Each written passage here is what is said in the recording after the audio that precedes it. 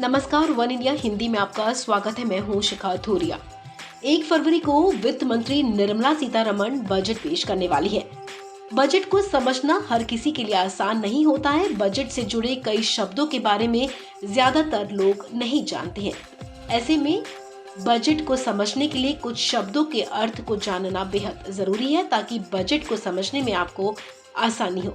तो चलिए आज हम आपको कुछ ऐसे शब्दों के अर्थ बताते हैं जिससे आप बजट को आसानी से समझ सकेंगे। सबसे पहले बात करते हैं सकल घरेलू उत्पाद की।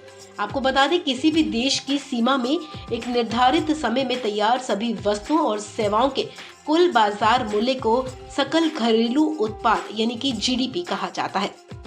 इसके बाद बारी आती है राजकोषीय घाटा।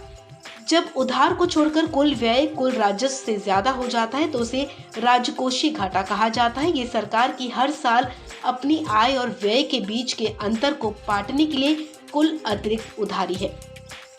अब आपको बताते हैं राजस्व घाटा क्या है।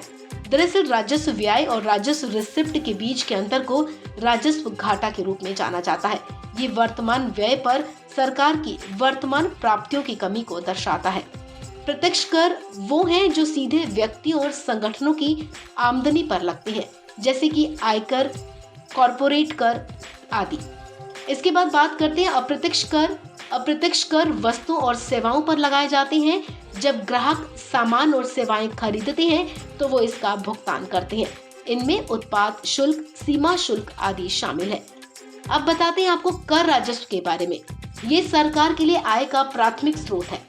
सरकार अपने खर्च को या तो व्यक्तियों या फिर कंपनियों की आय पर सीधे कर लगाकर या लोगों द्वारा खरीदी गई वस्तुओं और सेवाओं पर कर लगाकर अप्रत्यक्ष कर पूरा करती है।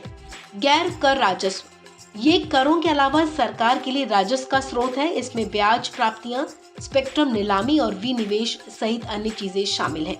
अब आपको बताते हैं न्यूनतम वैकल्पिक कर के बारे में। न्यूनतम वैकल्पिक कर एक न्यूनतम कर है जिसे एक कंपनी को भुगतान करना होता है, भले ही वो शून्य कर सीमा के अंतर्गत हो। वित्त वर्ष एक वित्तीय साल है जो कि 1 अप्रैल से शुरू होकर 31 मार्च तक चलता है। अब बारी आती है मुद्रास्फीति की। मुद्रास्फीति या महंगाई किसी भी अर्थव्यवस्था में उत्पादों और सेवाओं की कीमतों में होने वाली बढ़ोतरी को मुद्रास्फीति कहते हैं। इस खबर में फिलहाल इतना ही। तमाम अपडेट्स के लिए आप बने रहें वन इंडिया हिंदी के साथ।